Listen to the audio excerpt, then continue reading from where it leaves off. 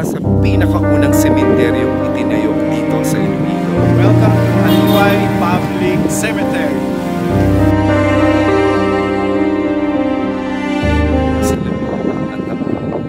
Nagulat ako. Tinan mo yung tinutungtungan ko, guys. Oh, puntod pala to, my God. Habang nabubuhay tayo, sabi nga, make the most out of your life. Kung ano kaya ito nung unang panahon, di ba?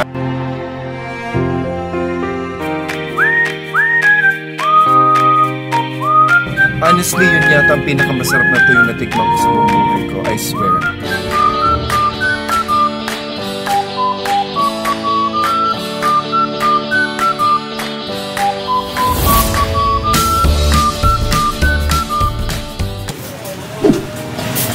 Welcome to Haniway Public Market. Ayan.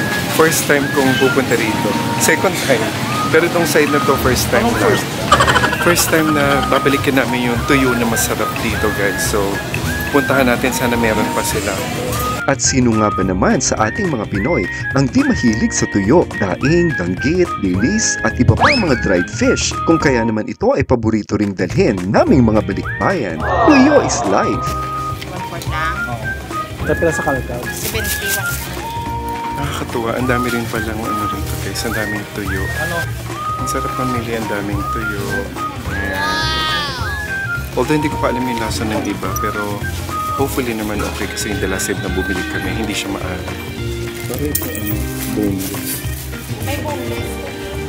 Talaga? May boneless babies? Akala ko, joke. Baka fish tocino at saka bone tocino. Ito 1/4.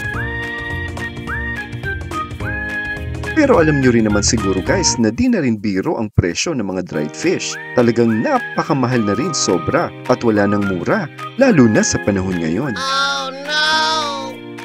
Ito, guys, yung hindi ko kayang kainin kahit libre ito. Saan pangalan to? Ginamos. Ginamos to. Parang bagoong. Itong hindi ko kayang kainin. Pero yung alamang, kumakain ako ng alamang okay ako. Pero sa ginamos hindi talaga. Tsaka yung bagoong isda. Ang laki, Yan ang masarap ang panggata. Yung may ginataang gulay. Lison pala ang tawag dito. Listen. Dumaan tayo dito after namin sa Cafe de Julia. Ay pumunta kami ngayon dito sa Haniway Public Market. Ayan, second time ko pumunta. Kaya lang nung time na pumunta kami dito ay masyadong tanghaling tapat at nagpaputol kami ng pantalon. Nakakatuwa kasi first time ko nakita yung dried fish section. Kasi nung pumunta kami nung tanghali, mukhang maliit lang siya. Kasi parang isa lang yung nagtitinda, hindi na namin makita kung nasaan siya. Honestly, yun yata ang pinakamasarap na tuyo na tikman ko sa buhay ko, I swear. Nakakatuwa dito kasi alam mo yun yung mga nagtitinda, kalma lang sila. Yung hindi ka nila parang ipipressure na bumili, tatanungin ka in a very malumanay way, sweet way, ganyan. So, unlike yung iba na alam mo yung parang hard selling yung ginagawa. Ngayon naman ay pupunta kami sa puntod ni Mother Julie. Oh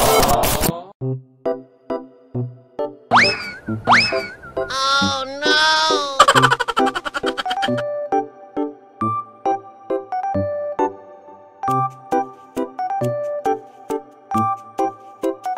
A few moments later. Hello everyone and welcome back to my channel! Ayan, nandito tayo sa Haniway at alam nyo ba, pangalawang pagkakataon ko lang to from 2005 at saka ngayon. Etong makasaysayan na Haniway Cemetery, that was built in the 1800s. Isa sa pinakaunang sementeryong itinayo dito sa Iloilo. Let's go! The Haniway Catholic Cemetery is built on top of a hill in 1875. It is one of the most beautiful of its kind in the country. This Spanish elevated cemetery is one of the links of the Haniwaynons to the past. The building of the cemetery was under the supervision of an Augustinian friar. And in November 20, 1885, the cemetery was finished and inaugurated by Archbishop Pio.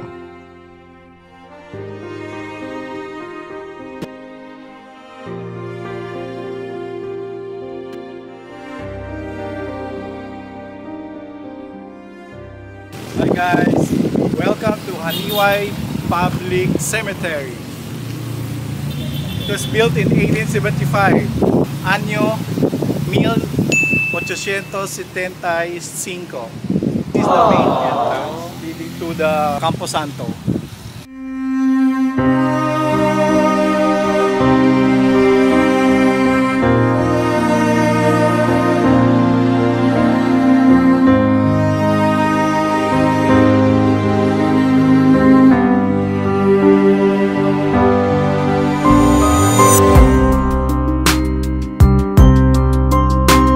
During this visit, the cemetery is undergoing a major restoration, kaya hindi kami nakapasok dito sa Camposanto Dome. Hindi kami makapasok guys. So dito ginaganap nung araw yung mga misa sa mga namatay. Guys, dito po nakalibing ang aking Papa Jose. He was 84 years old when he died, 2005. At ang kuya ko na si Nong Odi, pangalawa siya sa aming magkakapatid. 20 years old lang siya nung namatay. Meron guys open na nicho dito. Parang feeling ko may ano pa, may gown pa nang namatay. Ayan, nandiyan. Nakagistar? Kasi Ayan, may bukas din siya. Kaya ito, kita nyo yung mga bato na yan. Oh. Talagang solid, solid na bato na oh, may mga iba rito na abandoned na din. Kaming kagaya nito. Alam mo, may parang mga bahay na may inabandon na rin. Siguro yung mga kamag-anak nila wala na rito. Ito, extension na daw guys. Ito. Ayan. So may auntie Sinoy, si Auntie Lorette. O si Auntie Lorette. Na-meet ko rin siya before. Kung nabubuhay si Auntie Lorette, ilang taon na siya? Okay, nasa 100 plus na siya. Kasi nung time na yun, parang mga 80 something na. Tapos, 90 plus na naman. oo, 90 plus na siya nung namatay. Merong kamamatay lang nung February 28. Oh. He's only 35 years old. Sumalangit na wa. Alam mo minsan guys, yung parang iisipin mo, na lahat ng tao, sabi nga, wag nating katakutan ang kamatayan. Nagulat ako. Tinan mo yung tinutungtungan ko guys, oh. Mga ano pala to, gang, mga puntod pala to, my God. Ito guys, so yung dinadaanan, oh. Grabe, bakit may mga puntod dito? Dulong-dulo pa pala to. First time ko nakapunta dito. Kasi before doon lang sa main. Ito pala yung extension na lang. Parang mga salamin ng mga ataol, guys. Medyo nakakatakot pala dito sa extension look. Ang daming parang mga basag na salamin ng ataol yata yun. So, delikado kapag nandito kayo at baka matapakan nyo. Ito yung tita ni Noy dito. Dito naman, sa portion na to, dito nakalibing si aking auntie, pinakamahal na si Auntie Lorette. Siya nag-alaga sa akin. Yan. She was 93 years old nung namatay, last 2006. Loretta M. Agarado. Diyos ko guys, may gown pa. Oh no! Guys, ang ganda nung kung makikita nyo to ha. Ayan yung pinuntahan yung lumang-luma.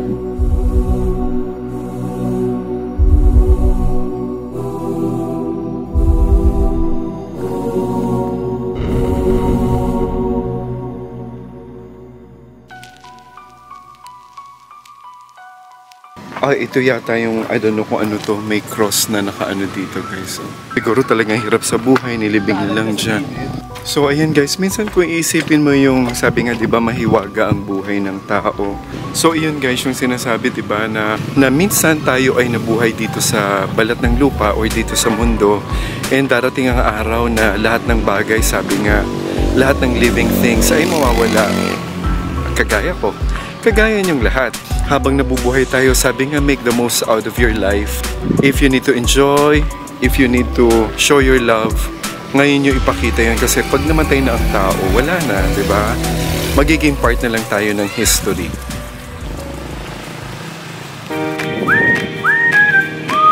So ito guys, papakita ko lang sa inyo. So dito sa harapan ng mismong cemetery, look kung gaano kaluma ang mga bato na to.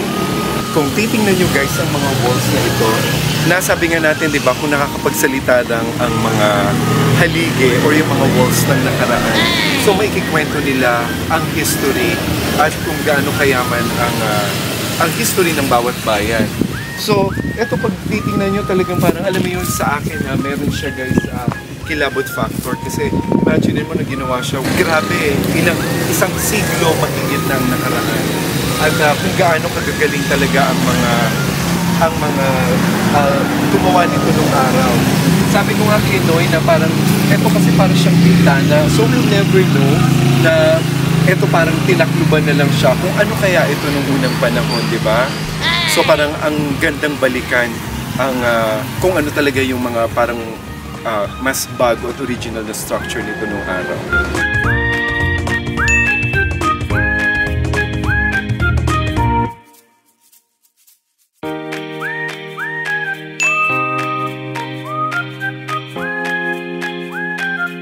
Since maliwanag pa naman ay bumisita na rin kami on the way dito sa Cabatuan Church.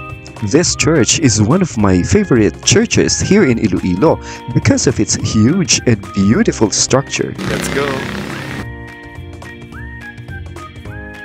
Saint Nicholas of Tolentine Parish Church is of a neoclassical architectural style, built in 1732, known to be one of the most beautiful churches in Iloilo during its time. It was described as the model of temples by El Eco de Panay and the largest brick structure in Western Visayas. Guys, napansin namin yung kalachuchi dito sa likod. Wala siyang kadahon-dahon. Well, definitely, mga matagal na rin to, sinauna na rin yan. So, puro lang siya bulaklak na color red. Actually, very rare ang red na kalachuchi. Yung typical is actually white lang. Isa sa mga magagandang simbahan na nabisita ko dito sa Iloilo, itong Cabatuan Church.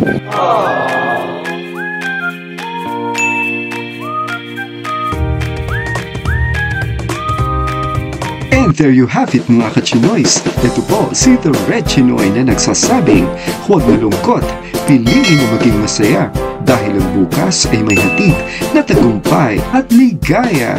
Thank you and God bless everyone. Paalam!